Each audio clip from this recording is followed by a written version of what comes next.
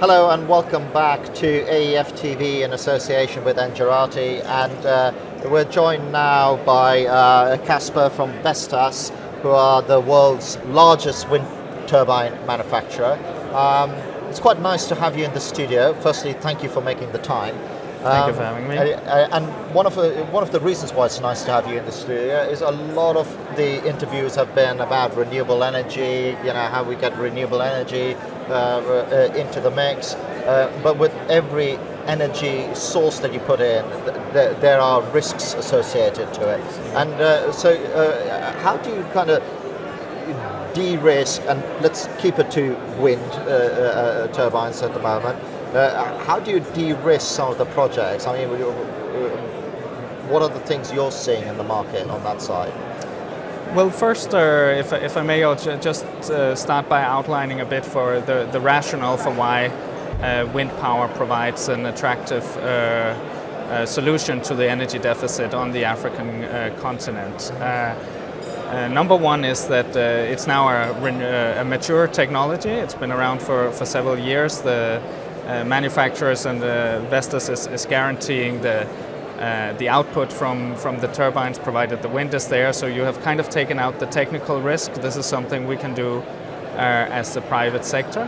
And the lifetime of the turbines is there are different opportunities, but basically very long service O&M contracts, which will, depending on the level you sign up for, you can have up to 97% of the theoretical output guaranteed in our service contracts.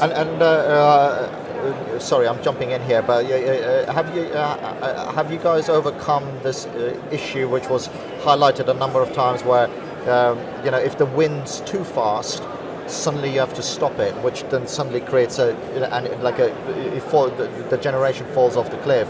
Has that issue been addressed as well, or is that still there? It's going a bit beyond renewables for Africa. It's a technical thing. It's when wind speeds exceed 25 meters per second, for safety reasons, they are being shut down. What the industry has been developing is a more gradual safety shutdown rather than from one point to the next. But I think it's still, it happened when what was it, Hurricane Sandy, was that the name of it, when it hit the east coast of the US. You actually had conventional power plants out of service for quite some time, whereas as soon as the wind speeds fell a bit again, the turbines were generating power again. So it just needs a break to control it a little bit. It's for safety reasons that beyond that, but most of the time you do not see these wind speeds. So sorry for the interjection. No, that's all right. I'll let you get back onto the topic. No problem at all. So that's just on the technology side. It's mature. Then of course the economic side of it. What is interesting on the African continent, according to some reports, the average system cost of generating power runs into $160, $180 per megawatt hour. This should be compared to the prices that you achieve in, for example, Brazil power auctions, where you see low 50s per megawatt hour. So definitely, maybe you won't reach that price level on the African continent for a number of reasons, but you can definitely compete with what is already in the system. Any wind you put in the system, you will reduce the average cost of generation. And then the wind resources are there. If we like to look at sub-Saharan Africa, but excluding South Africa, because it's a very special example. It has a different setup, political framework and energy sector framework. But in between North Africa and South Africa, you still have what we see as 7 gigawatt of wind power potential in the medium term to be installed. So you have all the ingredients of the demand that should be there, and these investments should happen, but unfortunately they do not happen to the extent that we would like to see. And that has to do with what your original question was about, namely the risks. And these risks are, as I said, not about technology or the economics behind it, but the fact that once you have invested in a wind farm, you're expected to run it for 20 years. you have very low marginal cost. I mean, you have no fuel cost, you have some operation cost. It's mainly capex, isn't it? It's mainly capex. It's very capex heavy, and that really is I mean, it provides you with a lot of certainty in terms of the price of electricity for the lifetime, because it's immune to any volatility in gas or oil prices. But it puts you as an owner and operator of a wind farm, it puts you in a weak position if the host government suddenly says, look, it may be that we agreed to pay you $100 per megawatt hour, but we're changing that and tomorrow we'll pay you only 60. So how do you de-risk all of that? That's the big challenge, and there's a number of institutions out there to help with that, because the private sector just cannot overcome this alone. There is no private sector offering that can cover a 20-year project. The problem stems from the fact that you're selling your power only to one buyer. There's only one buyer, so if that buyer doesn't want to buy your power, you can't find another buyer. That buyer is often a state-owned power utility, which almost by definition is on the brink of financial collapse, because they are usually not allowed to charge the price to customers that they pay. There is a big subsidy issue, isn't there? It's a fuel subsidy.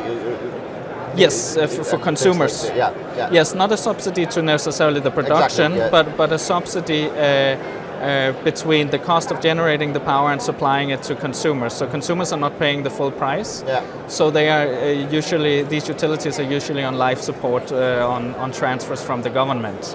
So if that is your single customer and it's on brink of bankruptcy constantly, then it's very difficult to get the banks to finance a project. So would you not? Again, I'm talking hypothetically. Wouldn't one of the solutions be that you need to create a mix of off-takers? So yes, you have your utility, but could you not then alongside? And again, I'm talking hypothetically. You might turn around and say, well, that's never going to happen. Have sort of commercial off-takers who are contracting directly with the wind farm for some of their energy supply. I mean, we see that some places where you have very mature electricity markets where you have a number of off-takers, but I think we're still years, if not decades, away from seeing anything like that in sub-Saharan Africa, and I'm not sure that is necessarily the right solution. But you do see it where big industrial groups set up for own supply, and they might even cover the capex of the investment in wind power themselves, and it'll make sense just from a fuel saving perspective. But to really get it off the ground, renewable energy investments, you need it at the utility scale, you need bigger investments, and for that you don't. So if I can press you, what do you think is the solution? Because we've highlighted the risk, and it's a very real risk. We understand why it exists. So what are the solutions? And I would imagine there's a number of them, but...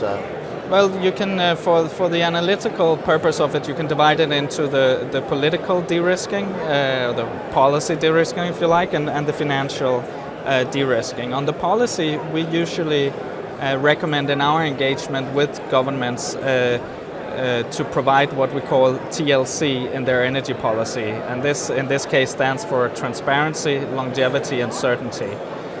Transparency refers to having a policy framework which is developed in partnership with all stakeholders, so everybody is involved. Longevity, you need to have some policy framework that covers at least the length of your investment, so 20 years at least, ideally more, and some certainty in the reward you get. So we're not advocating excessive payments or returns, because that's not sustainable either, but a fair, decent return which is not subject to political interference every other year. So that is setting up your energy sector and your power sector in particular to deal with IPPs, and still a lot of the African countries are not quite there. Some of them are working on some of the first aspects in terms of setting renewable energy targets, setting up dedicated bodies to promote it, unbundling their electricity sector and giving more clarity in terms of feed-in tariffs and other aspects.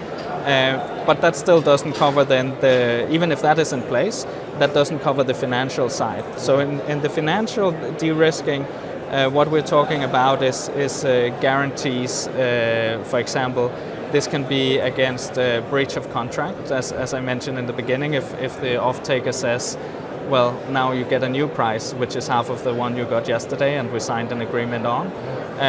Outside insurance providers could cover that. And you don't take out the insurance to make a bad project good. The project needs to be good from the beginning. The insurance is to cover the unlikely event, and you don't take it out for the event to happen.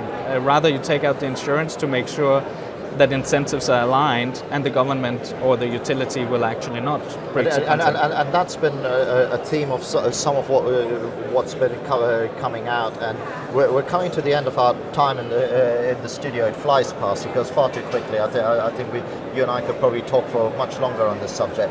But just to finish off in terms of the last question to you is, there's been a lot of talk about much more governance within Africa, and also a realization, whether it's implemented or not, a realization from the ground up that governance needs to be in place if any, if this IPP vision is going to be realized.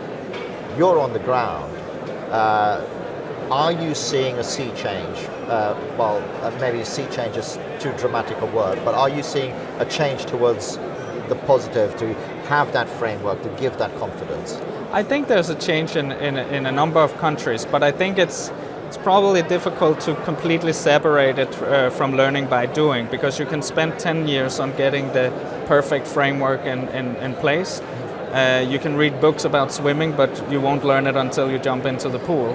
And the same thing with IPPs and renewable energy investments in Africa. The best thing to do is to get used to the technology, get it off the track by getting your first 50 megawatt wind farm on the ground. And that's what we work with hand in hand with governments and developers, and also the multilateral agencies who provide the insurance needed to get that off the ground. And I think that's where it should start. Excellent. And on that note, we've got to wrap because we've come to the end of our time.